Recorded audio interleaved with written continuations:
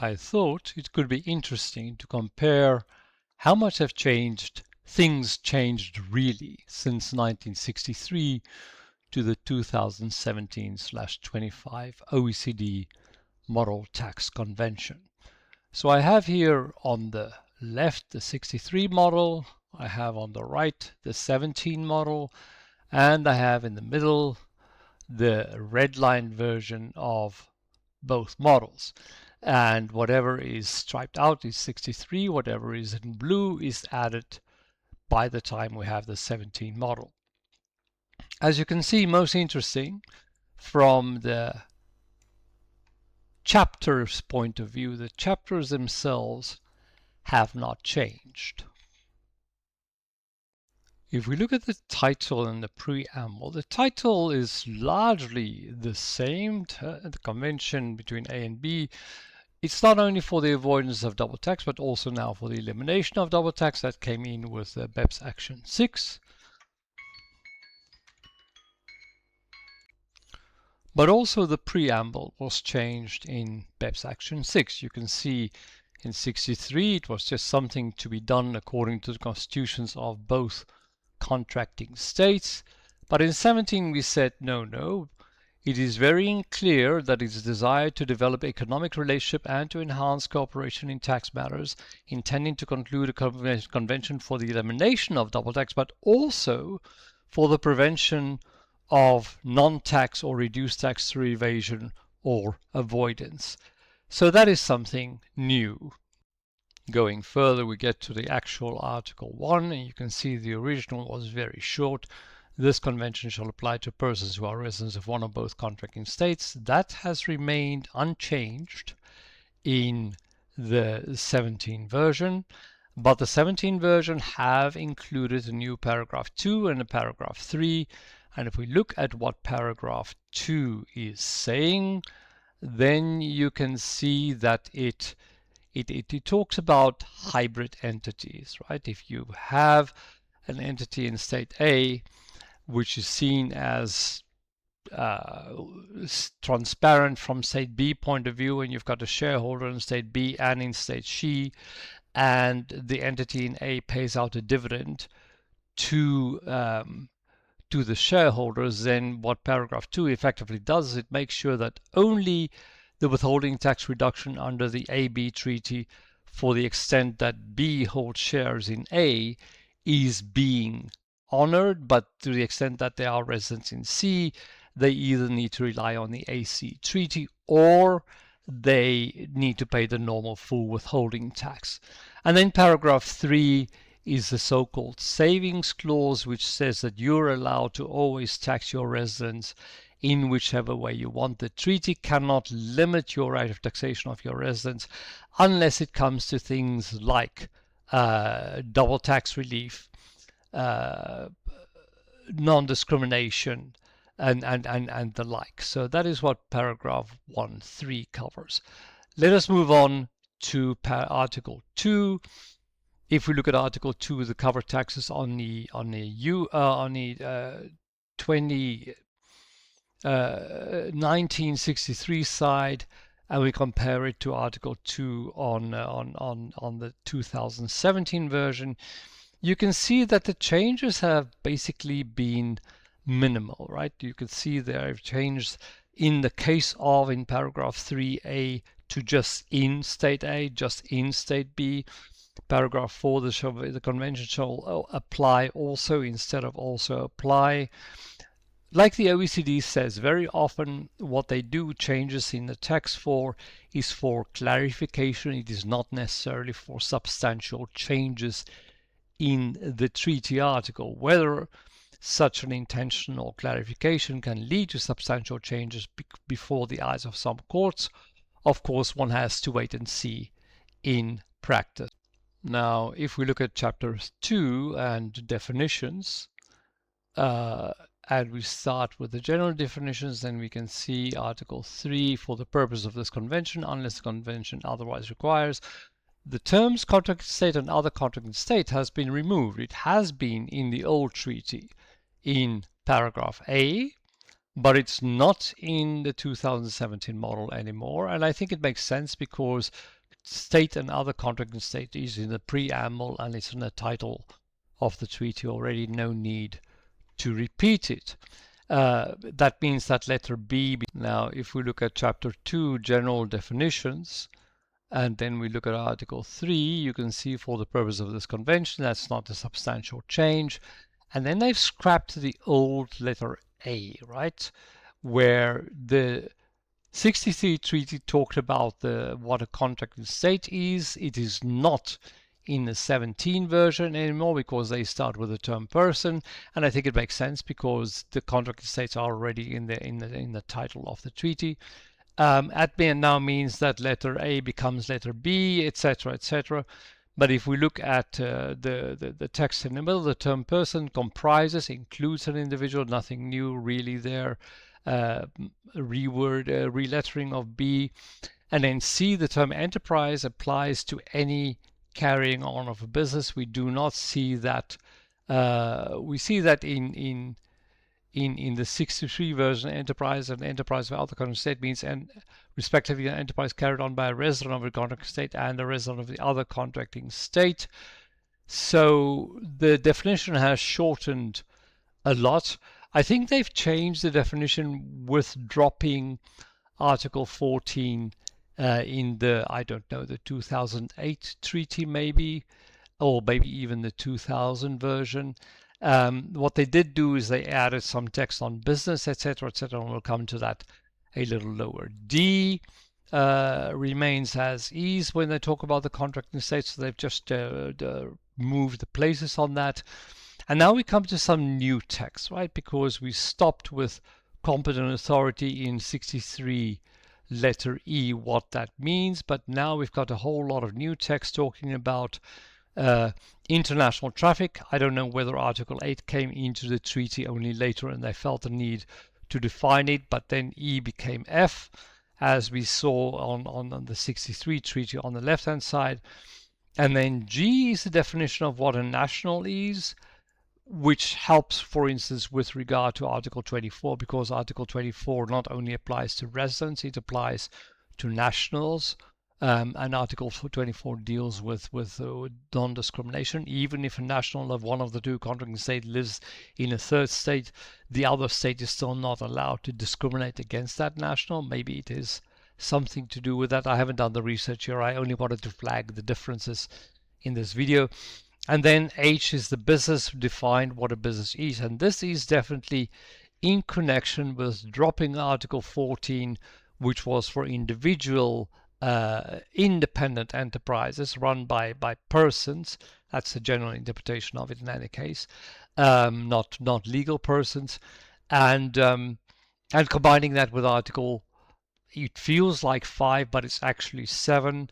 If you look at the old wording of 14, it told you when you had a PE, but it really was about business income for individuals, and that's now taken into Article 7, business income for everyone. Let us scroll down a bit so we can see paragraph 2 in its full glory. Article 3.2 is an interesting one because Article 3.2 covers the scenario where a term is not defined or not properly defined in the treaty. And you can see in the old version it was a relatively short sentence. It's somewhat longer in 2017 if you compare the 63 and the 17 versions to each other. And if we look at the middle, we can see there are two major changes. The first one is that they've inserted Article 25 and they said, you know, the competent authorities of the two contracting states can get together and decide what the meaning of a term in the treaty is. And when they do that, then that is the definition that will apply for the treaty, the one that they have agreed. And this is completely in line with the Vienna Convention on the Law of Treaties. The second one that they have added is they said you can look at the national laws of the treaties if the competent authorities have not made an agreement. But actually, if you look at the national laws, and there are national laws that deal specifically with taxes, and other national laws which do not deal with taxes, then the laws that deal specifically with taxes take precedence over the other laws, which makes sense because this, after all, is a tax treaty. The changes in Article 4 are again interesting and worthy of comment. First of all, you can see the name change from domicile to resident. Domicile is a bit of an Anglo-Saxon term. I think they've simply made the treaty a little more international. Besides, domicile had very specific meaning under English law, which was much, much harder to satisfy than merely being a resident. But then we get to residents of both states in paragraph 1. We start talking about individuals. But it also talks about a resident of a continental state means any person, not only the ones that are subject to tax, but also political subdivisions of governments, recognized pension funds, etc., etc. And the problem with these have been classically that you need to be subject to a tax in order to be a resident, and the governments very often are not subject to tax, because why would you pay taxes for yourself unless you are competing with businesses that are subject to tax? And pension funds were exempt because that income is taxed in the future. So the OECD deemed it prudent to specifically add clarifying text saying that these entities are also covered by the treaty. So it takes off the table, for instance, the question of whether the British King can make use of the treaties that he has so royally decreed. Paragraph 2 does not have any significant changes, and 3 and 4, paragraph 2, A, B, C, D, we don't really need to care about. What is interesting is 3, especially for corporate taxes, because 3 deals with persons other than individuals. And you can see there's been quite a lot added to 3. So in the good old days, you simply looked at the POEM, the place of effective management, as you can see on the 63 version in the second last sentence of Article 4.3. And that became a little too easy to manipulate. So what the tax authorities did during the BEPS action plan is they said, you know what? If you are dual resident, it's probably not by accident, so you simply are not entitled to the treaty until the competent authorities have decided whether you are a member of which state you are a member, a resident. And then they will, of course, look at things like place of effective management, but that is no longer the sole criterion upon which residence is decided. It is in effect a anti-abuse measure built into the treaty through BEPS Action 6, I believe. Let us now look at Article 5, where there's quite a lot of interesting things going on, even though there's not that much that have changed. Paragraph 1, nothing really changed. I mean, whether you talk about through or in or the rather than an, I think it does make a difference in the sense that through has a wider meaning than in. The same for an as opposed to the. So it's stretching open the definition of permanent establishments a bit. Paragraph 2, it's interesting to see that letters A to F, the first example, has not changed. And then, of course, the OECD added an oil or a gas well. And then any other place of extraction, again, a slight expansion, not a lot. What is interesting is to see that in G, 2G, the 63 model had the building site or construction or assembly project that exists for more than 12 months. That has in the 17 version for quite some time now, because this is the way I always knew the OECD Model Convention, being a separate paragraph 3. And I do agree with it. It makes sense in the sense that it's the only one for where there is a 12-month separation period. Paragraph 3 also overrides paragraph 1, so it helps to put it separate. On the other hand, the big issue, the big weakness of this is, you know, when you start talking about a mine and a quarry, and then you talk about a building or site or construction, a drilling site is also a construction. Building an oil well is also a construction. So now you have to go and differentiate between 2F and 3. And to me, the commentary on that is not very clear. The OECD 63 version of paragraph 3 is nowadays paragraph 4. And then the text at the top, with notwithstanding the preceding provisions, helps. It means paragraph 4 clearly overrides what is in 1, 2, and 3. It might have been a good idea to put similar language in the 2017 version of paragraph 3, because otherwise you need to go to the commentary to figure out that 3 overrides 1.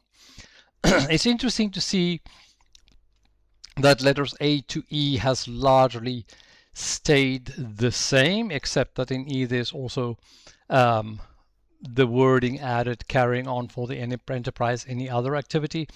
And then F was added later, maintenance of fixed place business solely for a combination of activities from A to E, provided that such activities are supportive in nature. Yeah, that was a big add-on earlier than BEPS. It has been expanded in BEPS with Article 541. As you can see, there is no 531 in the 63 model. We're just going straight to agents in the 63 model. 541 is a anti-fragmentation clause which was built in during BEPS, saying that if you take any of the activities of Article 5.4 and you split them over multiple companies in the hope of making each of them small enough not to be a PE, we will simply add them all back together and we will still treat it as a PE. Let us scroll down before we go to 5.5.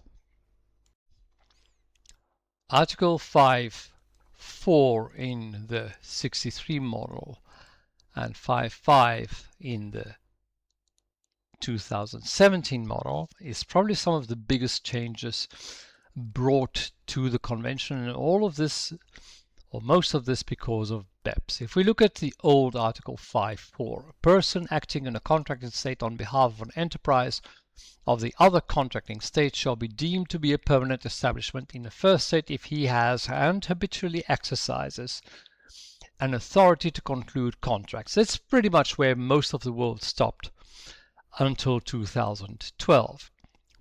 BEPS added a number of things. First of all, it said, you know what, we know about these commissionaire structures, we don't like them, we're going to wipe them out, so it doesn't now matter whether you sign in your own name or in your other or in someone else's name.